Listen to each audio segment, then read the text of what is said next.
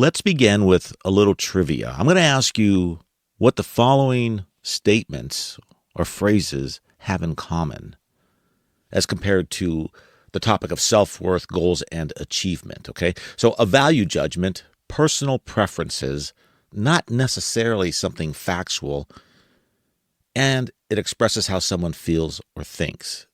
What do those have in common that tie into the topic of self-worth, goals, and achievement?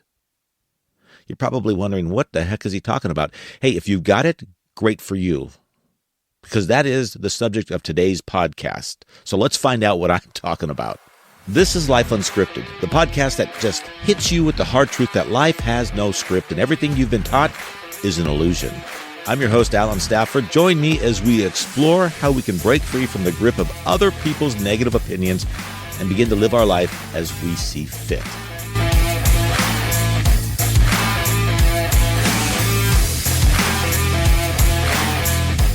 Now back to the show. So opinions, everyone has one. Everyone walking down the street has an opinion. You know what they say about opinions, right? Opinions are like assholes. Everyone has one. Some people have more than just one opinion. Does that mean they have more than one asshole? I don't know. Some people are so full of shit. You just never know. They might have multiple assholes. All jokes aside, folks, we're going to talk about a serious topic, opinions, because we are always listening and getting other people's opinions, whether we want to or we don't. It's just a fact of life. Go through today and just listen to the conversations people have with you. How much of it is an opinion? You'll find that a lot of it is an opinion, which means absolutely nothing unless you assign meaning to it. But first, let's define what an opinion is so we can understand, have a baseline for understanding what we're even talking about. Because not all opinions are bad. We're just going to focus on the negative opinions that people give that impact your mental health, that your self-esteem, and your drive and your dreams. An opinion is a belief, judgment, or view that someone holds about something, but it's not necessarily based on facts or evidence, folks. It expresses how someone thinks or feels about a particular topic, person, or thing. So about everything anyone says is pretty much an opinion. Because they're not speaking from facts. They're not speaking from real evidence. They're just making evidence up or listening to someone else's opinion and regurgitating that opinion. And again, we're going to go back to politics. Politics is a good example of just people repeating opinions that have no basis. They're not even doing the research. And here's the kicker, people. Opinions are subjective. They're not objective. They are subjective. They vary from person to person. You can ask one person their opinion on something and then ask another person their opinion on something, and it's going to be two different opinions. Some of them will sound like they're the same, but they'll have variations in their opinion. Because people have very different perspectives and interpretations of the same information. So unlike facts, which can be objectively verified, we can objectively verify, and there's a whole process for verifying facts. I'm not just saying just because some news agency or some book tells you it's a fact, it's a fact. That's not necessarily the case.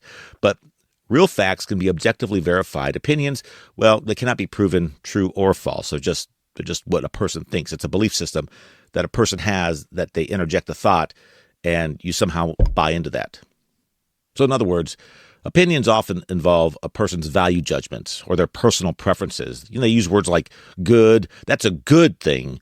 Oh, that's a bad thing. Oh, hey, he's the best. Or this is my favorite.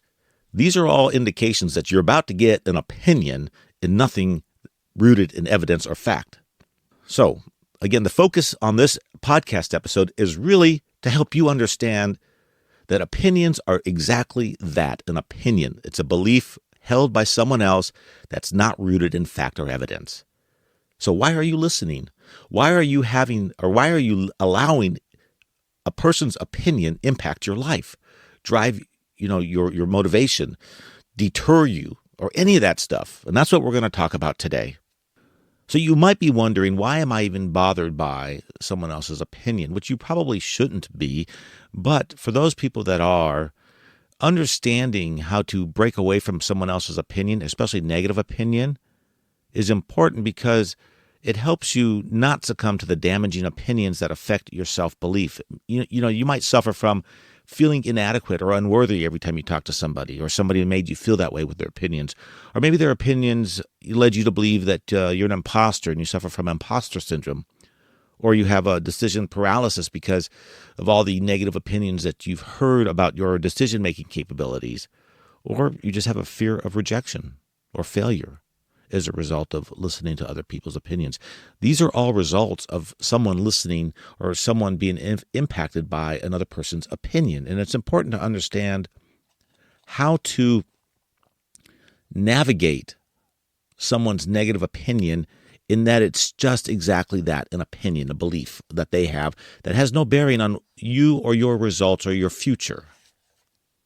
You see, because people's opinions have a profound impact on many of us, and it's had a profound impact on me growing up. And I'll get into my story here in a few seconds here, but it has a profound impact on all of us when we have to deal with negative opinions. It impacts our self-belief, which leads us to not pursue our goals, to not follow our dreams, because we believed what someone had to say, and that belief is rooted in their own belief system, which is not rooted in anything that's evident or fact-based. So by better understanding the concept of the impact other people's opinions have on you, you can begin to improve your mental health, build those better relationships, and have a stronger social interactions, and build the ever so needed mental resilience. When we come back, I'm going to share with you my personal story that's led me on my journey to negate and ignore other people's negative opinions. And I even ignore most people's opinions, period. But that's beside the point. That's when we come back. Okay, we're back, and as promised, I'm going to tell you or share with you my story as to my journey that brought me to this point in my life where I don't listen to other people's opinions. As a matter of fact, I question, where they get this information from, and it probably rubs people the wrong way. But in the end, it saves me. It builds my resilience, and it saves me from worrying about what other people think about me and what I'm doing. And I just keep going and going and going and going, and it doesn't really matter because I know that what I'm doing is right for me. So I wanted to be a movie director, okay? I wanted to direct movies. I was really influenced by television and the movies, and I began making small little home movies on Super 8 and editing them and learning everything I could about movie making. I even ended up working for Westinghouse Broadcasting, which was a cable company at the time when I was 16, 17 years old. Began pulling cable, then ended up using their camera, became a camera operator, and then eventually ended up directing some of the shows. And I thought, man, I'm making it here.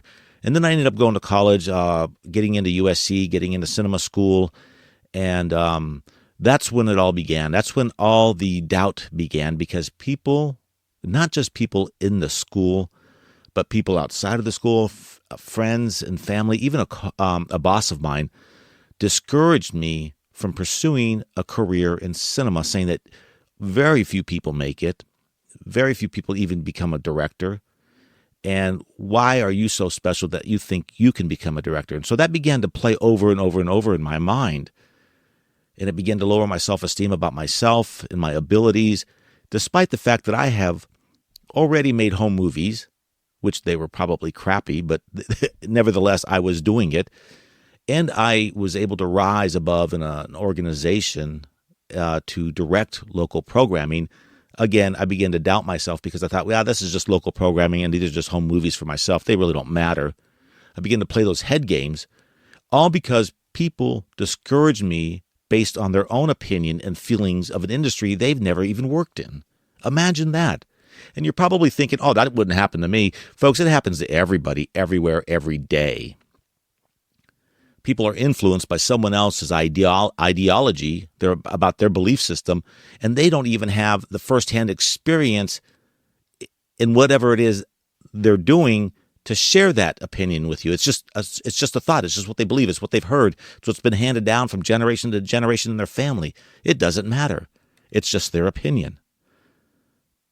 And one of the sad, I wouldn't even say it's sad, one of the challenges I had growing up is that I didn't have people to tell me. I mean, my parents said I could achieve anything, but then I thought, well, all parents say that. That doesn't matter. My parents could say, well, if you believe it, you can, if you dream it, you can do it. Well, sure. Okay, mom. Okay, dad, thanks for that bit of wisdom. But, you're not going to believe your parents because they're your parents. They want what's good for you. They want to encourage you.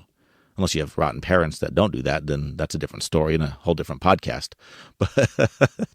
But nevertheless, I didn't have those mentors to show me the way. And that's why, again, I'm motivated to help you understand that other people's opinions are just that, opinions, and they're not rooted in any fact or evidence. So why are you listening to them? So as it turned out, my journey began in my late 20s when I began to question other people's opinions. I began to ask, how do you know? Why do you know? And they would just say, I just know. And I would think, well, that's not an acceptable answer that I just know. There has to be more depth to your logic. I took a few critical thinking courses that made me begin to question that as well.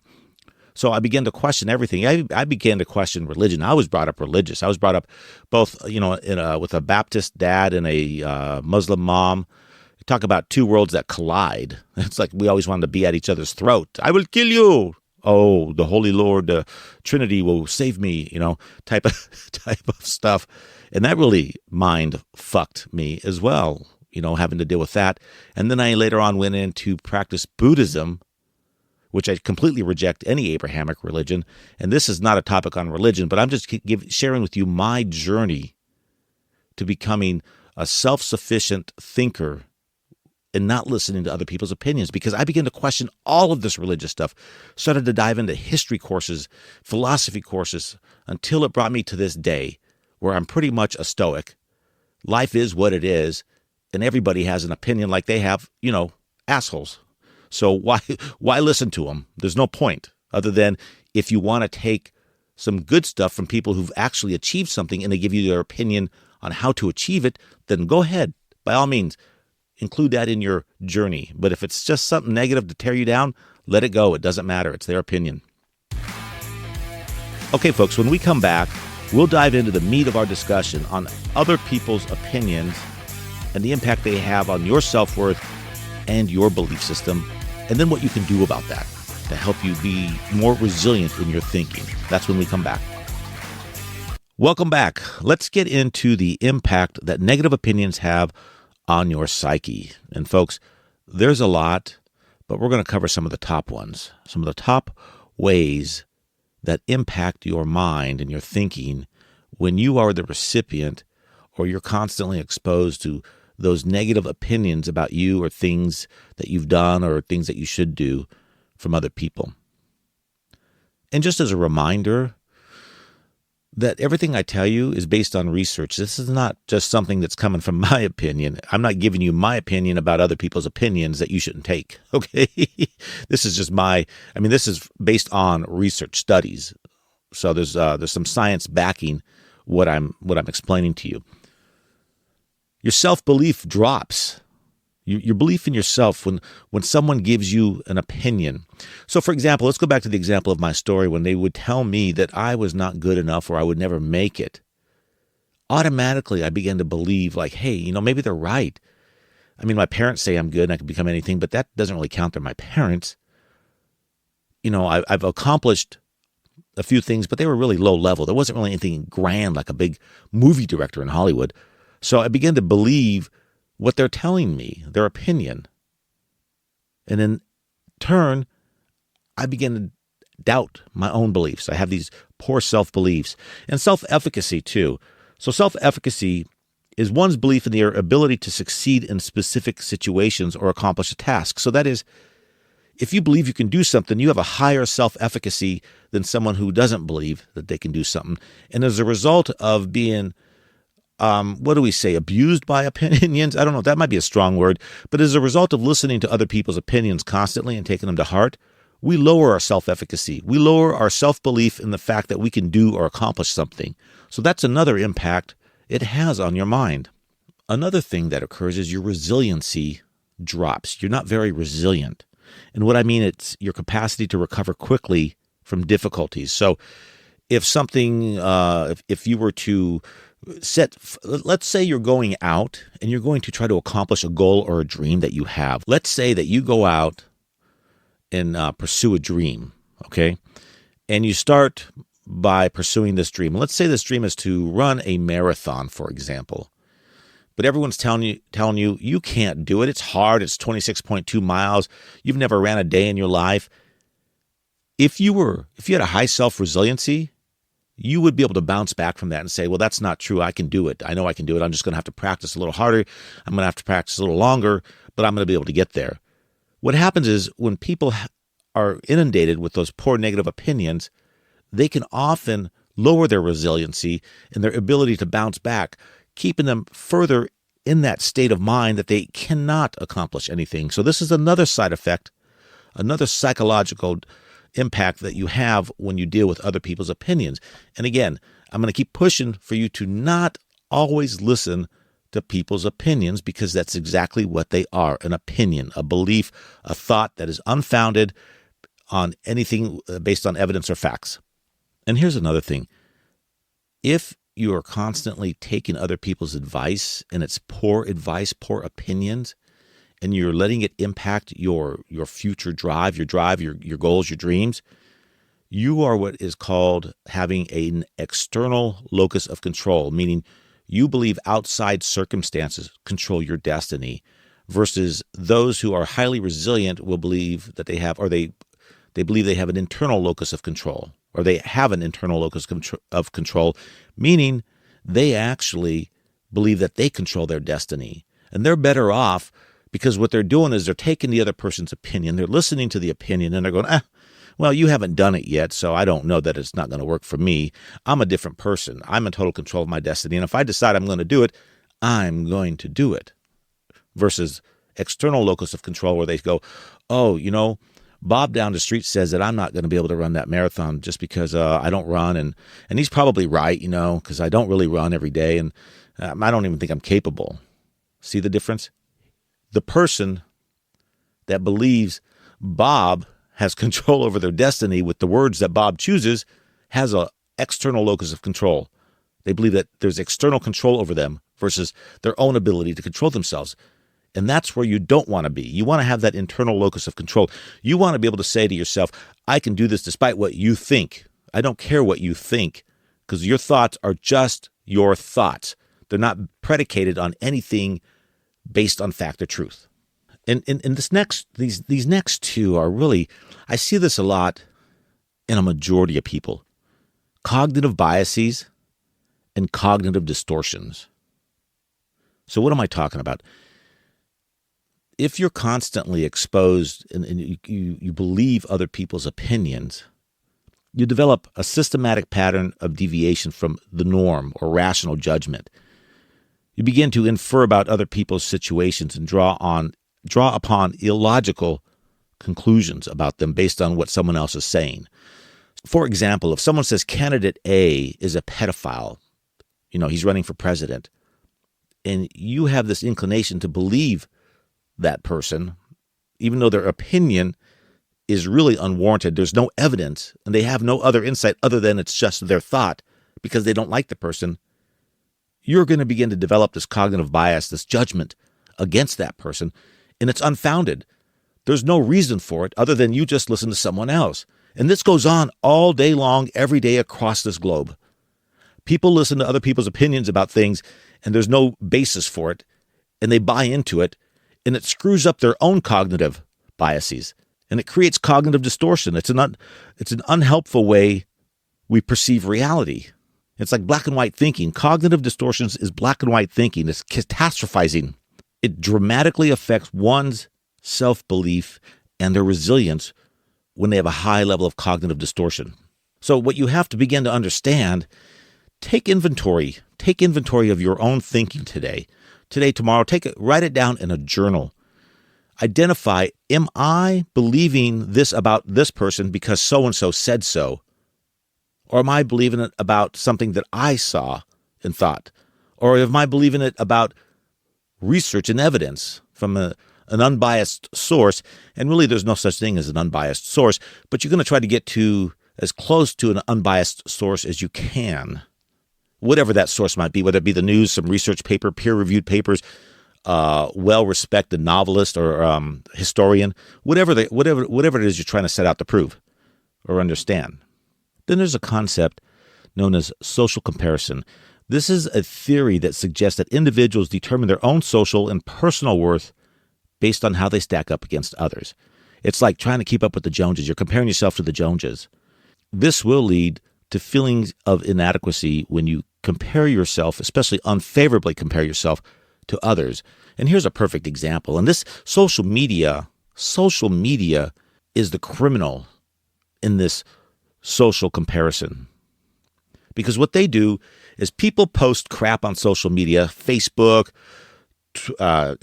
Instagram, TikTok, especially Facebook. Look at the life I'm living. I'm traveling again today. I'm on an airplane. So you begin to create this illusion that, oh my God, these people, Bob's better than me. Look, he's always traveling. He's always going places. He's always out drinking, having fun with friends, when in reality, that's not really the case. He's just showing you that, and you're making a comparison that your life is not like that, but his life is not even real like that. It's probably pictures he's had from before, or he might just post a picture today and then 6 months later post another picture, and you just happen to see it and you begin to stack it together and begin to realize, he's always on a trip, but he's only posting whenever he goes on a trip, and he goes on a trip twice a year, but you're seeing it, as though it's compressed time and two-dimensional on a feed. And so you're making that comparison. You don't want to do that. That's going to destroy you. So again, social comparison is a byproduct of people's opinion, and the way that comes about is someone's posting or someone's doing something, and you're trying to compete with them and compare yourself to them, and that's no way to live your life. Compare yourself only to yourself from the day before. Are you better or are you worse? Who cares about the Joneses? Who cares about what Bob does? What did you do yesterday that you're going to do today differently that's going to improve your life? And that's all you need to be comparing yourself to, nobody else. And social comparison leads to an impact on your self-belief. As I said, with social media, you could undermine your self-esteem and your self-worth if you're constantly making these comparisons, thinking, I'm not good enough, I don't have that kind of money. Look at these get-rich-quick schemes. People are always talking about, hey, look at this funnel. Hey, let's try this here. Do this on YouTube, blah, blah, blah. I don't know if blah, blah, blah is a strategy that they try to sell. But my point is, you're seeing what other people are projecting that they're earning on e-commerce or whatever they're doing on the side for a side hustle. And you're like, I want to be like them. I want to do them, but I can't get there. I don't know what's going on. Most of that stuff is BS anyways. There are some people that make a lot of money out there, but most of those people, they're just trying to get you to watch their crap and sell you their crap so they can make money off of you, thinking they make money off something else. So yeah, you want to stay away from all of that. And all of that really is based on opinion, because it's someone else's belief system that they're trying to project onto you, and you're buying into it. And again, I'm going to say, stop believing what other people are selling you. Stop believing what they're telling you, because it's not based on anything other than their own belief system. Why are you subjecting your own mind to someone else's thinking? So the question I'm going to ask you is, why are you still listening to other people's opinions? Seriously, what does their opinion, or what will their opinion do for you? How will that change your life for the better? It probably won't. You might be able to say, I think like you, therefore I will listen to your opinion, even though your opinion is based on nothing other than your own thoughts and beliefs, because there's no evidence to back it. They don't even do research. They just kind of go, I feel this way about this person, therefore I'm going to say, don't listen to this person, or don't buy from this person, or don't buy this product, or blah, blah, blah, blah, blah. And then pretty soon you're going to be going, oh yeah, I agree, without any reason why. And then it's going to cause you to develop lower self-esteem, lower belief in yourself, going to keep you from pursuing your dreams, pursuing your goals. And then one day you're going to look back and go, man, I should have never listened to anybody. I should have just done my own thing. Well, I'm telling you right now, just do your own thing. Don't listen to other people unless they've been successful and they're giving you their story, their path to their success and helping you get there. That's the only time you should be listening to people, not people who have never done anything and want to give you their 2 cents on what to do. Those people are abundant. They're everywhere. All right, folks, when we come back, we're going to dive into strategies for building resilience.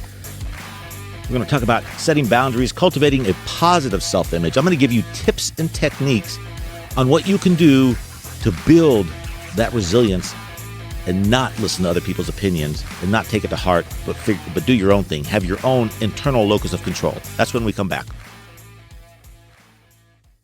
Welcome back, and thanks for hanging in there. If you're still in there with me, hopefully I haven't given you too much of my opinion. I haven't given you any of my opinion, actually. Well, maybe I have. Let's think about this here. I've given you a little bit of my opinion, but really a lot of this here is based on research and science. So I would have to say that there is evidence and fact behind what I'm saying to you today.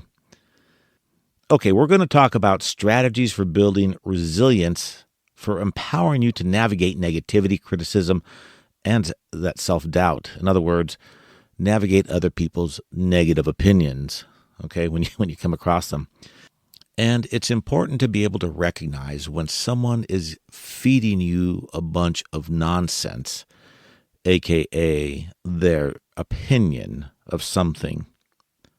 So the first process is helping you cultivate a positive self-image. If you have a positive self-image, you are less likely to believe or fall prey to someone's opinions and developing that negative self-talk within your own mind. I'm talking about affirmations and positive self-talk. I'm talking about replacing what's already in your head, the script that you're already playing, the negative script that you're already playing, because you might not think you're good enough or you can't do it or so-and-so says you can't do it. Replace it with positive self-talk, positive affirmations, stressing the value that you have, because you do have value. There is nobody on this planet that doesn't have any value to some degree. Everybody has value. You just have to believe that you have that value. And in doing so, you have to tell yourself, not everyone's going to tell you that. Some people out there are going to tear you down. They're going to give you their opinion. They're going to tell you you don't look a certain way, you don't fit a certain thing or a certain style or a certain, genre or whatever the case might be. But you have to decide for yourself, am I going to fall prey to that person's opinion? Or am I going to say, I'm going to take control of my destiny. I am going to believe in myself, and I am going to get through this. So self-talk, positive self-talk. So rather than saying, yeah, Bob's right, I suck, you say, no, Bob doesn't know any better. Bob doesn't really know me. I am good at what I do. I can achieve this. I can become that. I can go there. Keep saying that to yourself, because what you're going to be doing is you're going to be rewiring your brain. You've already wired your brain to negativity. You've already said to yourself, I'm going to become negative. And you said that by constantly thinking that way because someone's opinion of you. So now just reframe your thinking into something more positive by dismissing that person's opinion and saying they don't have any basis or any proof. They can't tell the future. They don't know anything about me because I am me and I know me. So therefore, I can achieve this. So first thing, affirmations and positive self-talk. Reflect on your past successes. Folks, I know that some of you might be striving to be a billionaire, and that's great. Hey, all the power to you. I think you can do it. You just got to ask yourself, what is the price I'm willing to pay to go do this? But this is not what I'm talking about, past successes. I'm talking about anything you've done that has helped move you forward and become a positive person. This could be from getting up in the morning on time and getting to work on time if you're someone who's chronically late or always late, to maybe accomplishing a task that you found difficult or even easy. It doesn't have to be large. It could be something small. Like today I set out to cook a scrambled egg. And it may sound funny, but it's no joke. Some people can't cook scrambled eggs. I can't cook, period. I try to cook. I follow directions and it still comes out nasty. But, God bless my family. They like to eat it, But my point is, if you have any type of success in the past, begin to recognize that you've been successful. You've been there. You've done that. So you're able to do it regardless of the size of the success. So again, what does another person's opinion about you not being able to achieve anything have to do with anything at all? Because you've already been successful. You've already done these little things or these big things to get you where you are. And yes, success isn't just big things, folks. It could be that small thing like getting up on time. doing a daily list, doing daily affirmations. These are all little successes that you should be celebrating, and you should be taking a catalog of what you've done in the past, because that can tell you you are capable of doing it again and doing things that are greater and bigger in the future. And here's a big one here, folks. Self-compassion. Have self-compassion for yourself. Be kind to yourself. It's okay. I give you permission to make mistakes. You're human. There is no perfection. Perfection to me is a mental disability. You have some sort of issue when you were growing up. Maybe you were held to a higher standard. Maybe you grew up with alcoholic parents. But something has caused you to seek to be perfect. But perfection does not exist. So be kind to yourself. If you make a mistake, do what they always say, fail forward. Get up, dust yourself off, learn from what you just did, and move forward. Say, laugh it off. That was funny. I tripped and fell over there, but you know what? I'm going to pick myself up and keep walking. That's all you got to do, folks. It's really that easy. Remember, 99.9% of the stuff is in your head. All you have to do is rewrite that script. And you begin with positive self-talk, reflect on the past successes you've had, and be compassionate to yourself. Exercise self-compassion.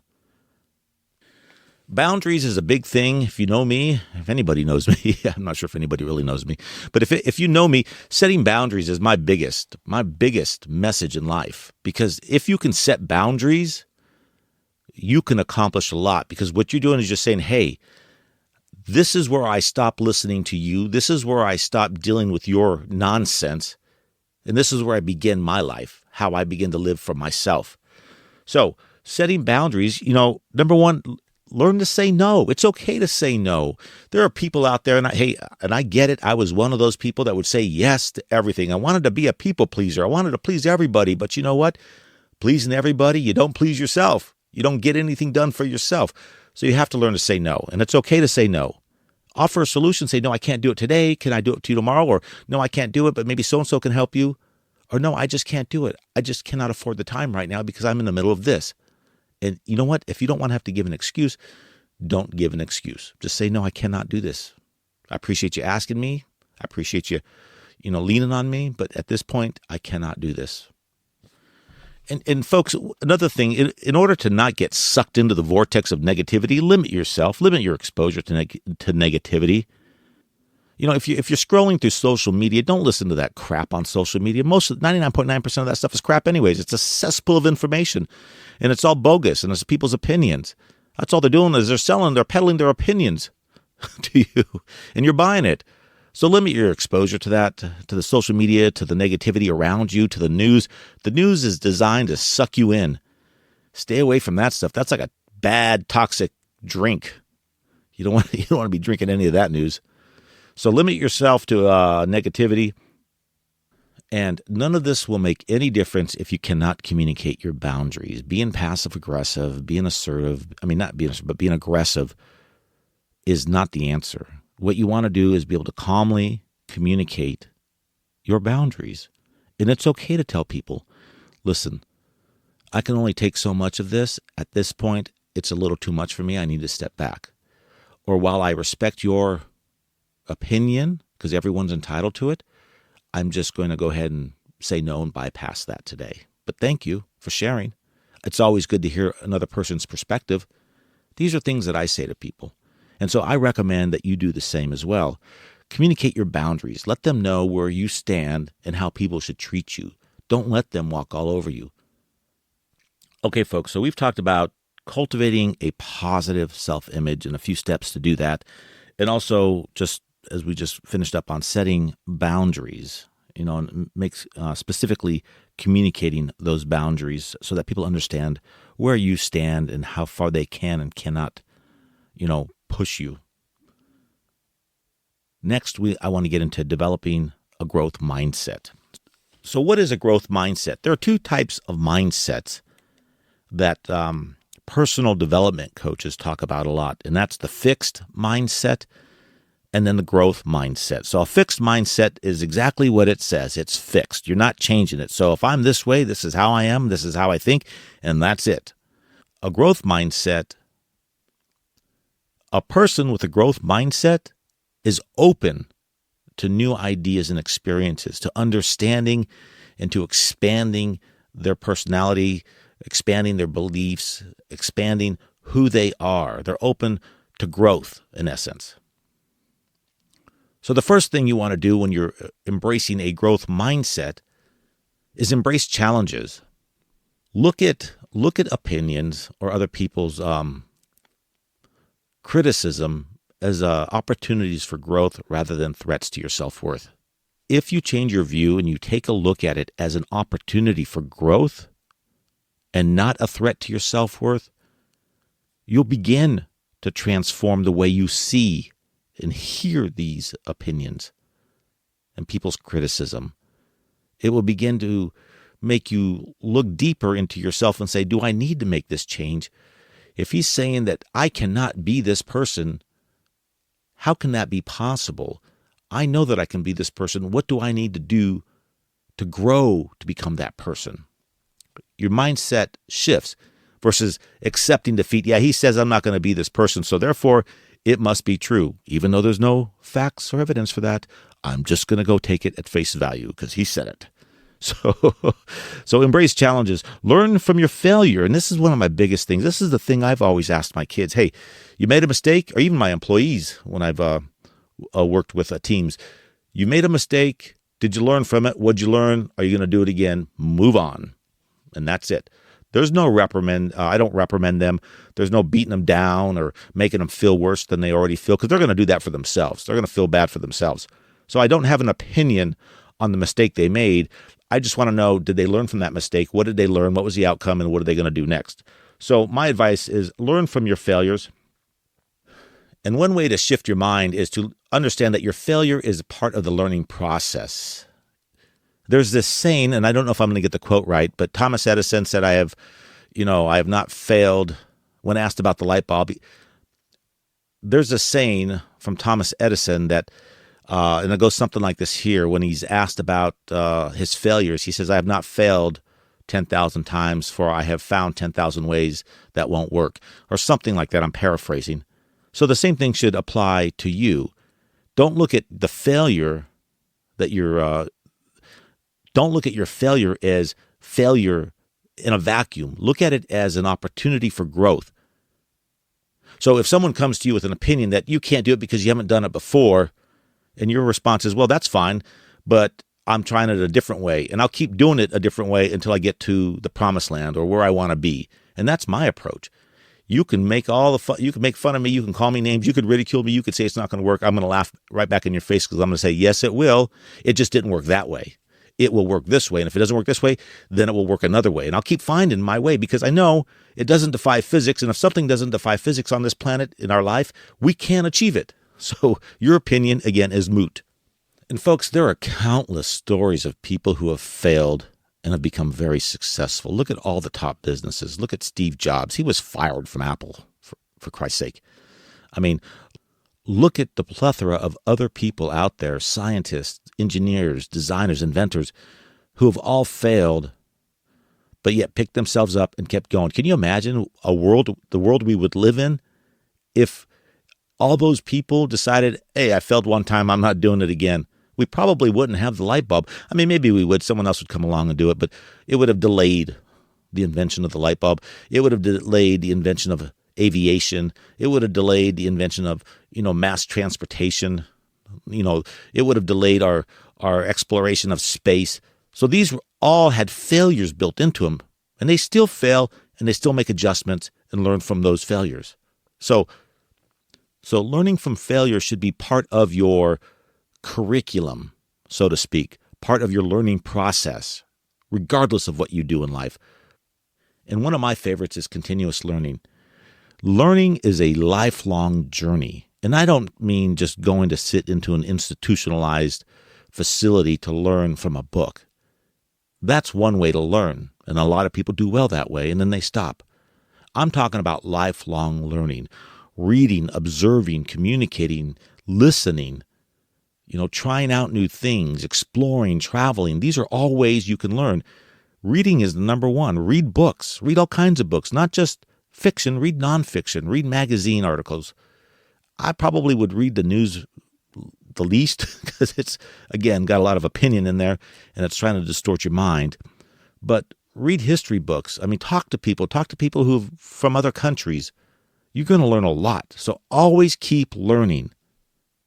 So embracing your challenges, learning from failure and turning that failure into part of your learning experience, and continuous learning through different sources and people all help develop your growth mindset. Will all help build resilience so that you don't fall prey to other people's opinions, negative opinions that keep you down and destroy your self-worth. Okay, and finally we have resilience building techniques. These are some general techniques that you can deploy in your own daily routine to help you build resilience. And we're going to kick it off with one of my favorites, and that is mindfulness and meditation. And I know if you have not heard about mindfulness by now, you've probably been living under a rock because it's everywhere. It's in every book. It's on TV. It's you can't get past a week or day without hearing mindfulness somewhere. But it works, folks. Try some meditation. There's apps that help guide you through meditation. There's courses online that are paid and free. There's also yoga classes that you can take at a fitness center that'll help center you. Because when you practice mindfulness and meditation, it helps center you and calm you down, and it reduces the impact of external negativity on your mind because you begin to be able to drown that stuff out. People talk and yap and flapping their gums all day long, but you're able to drown it out with a little bit of meditation. I promise you it works because I've been doing it for the last several years. I do it every morning, 10 to 15 minutes in the morning.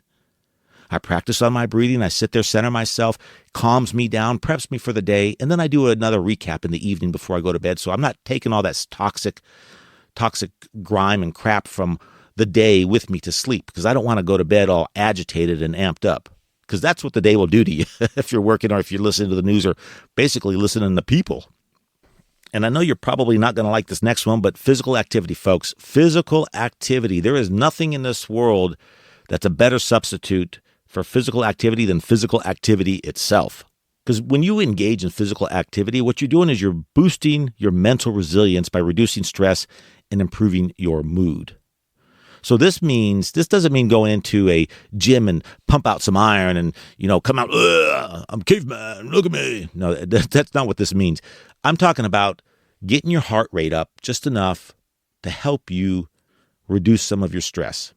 This could be a walk around your neighborhood, if you have a track or a park, if you have a treadmill in the house. Heck, if you have your backyard. My mom walks in her backyard. She goes round and round in circles. If you've got stairs, go up and down the stairs. Get up several times a day, but walk. If it's painful, walk a little. Build up your strength, but move your body because sitting stagnant is not going to help you. It's not going to de-stress you. It's not going to build up your resilience. It's going to sit there and aggravate you, cause you to gain weight, and ultimately beat yourself down because you're not moving and not being productive. And gain social support too. I mean, it's really helpful if you have friends or family. Heck, if you don't have friends or family, it's not doomsday. There are communities out there that you can join, even online, chat forums. But if you're going to do that, remember, you don't want to get sucked into the negativity because there's a lot of that going on online as well. So you got to be very careful about the online stuff. But seek out friends, family, coworkers. Get a buddy. Go have a drink. If you don't drink, that's fine. Have some chips and salsa or some vegan food, whatever it is you do, whatever your stick is, do it. If you just want to sit down and have a conversation, do it. But everybody needs somebody to talk to, somebody to support them. But don't take advantage of that person either, because that's the key here. If you have a support system, don't start complaining. And if you haven't heard my podcast on complaining, I would go back and listen to that one because nobody wants to hear you complain because that doesn't help you and it doesn't help the other person. But what you want to do is have somebody that can support you and kind of be like a cheerleader for you and help you along the way, and someone you can talk to as well. And in the end, if you need more help, you can always seek the guidance of a professional counselor. And there is nothing wrong with seeing a counselor. I know in some cultures and in some groups of people, seeing a psych carries a negative stigma. But let me explain something to you. If you have a heart problem, you go see a heart doctor. If you have acid reflux, you see a gastrointestinal doctor. If you have anything else with you, you see that specialized doctor. The same thing goes with your thinking and your mind. If you have a problem thinking, if you have a problem keeping it in control, if you have a problem with self-esteem, seek help. And there's nothing wrong with that, because you may not know how to access the tools inside of your mind to get you to where you need to go to become resilient. So asking help is nothing wrong. And if someone says it is, again, it's their opinion. And why does it matter? Because it's just their belief system, and it's not based on anything, because science backs getting help with your psychology, with your mental state. Okay, folks, I want to thank you if you stuck with me, because that means the world to me. No, it really does. And it also, you should pat yourself on the back because you were able to stomach and handle my conversation here with you. That's an accomplishment you can write in your little journal. I accomplished the goal of listening to Alan's podcast. But no, I really do appreciate it. And what I really want to say is that you have everything you need inside your head to do the things that you want to do in this life. You just have to believe it. And the first step to believing it is just accepting that you can do it. And then start to build that resilience, and then you'll see your life progress and transform. I guarantee you, folks, it's been a long journey for me, but I have arrived, and now I want to share that with you. And I know you too can overcome other people's opinions and rise above it, build that self-esteem, build that self-belief, build that efficacy, and get yourself to the promised land, or the place you want to go, wherever that is. All right, folks, thanks for listening, and I'll catch you on the next podcast.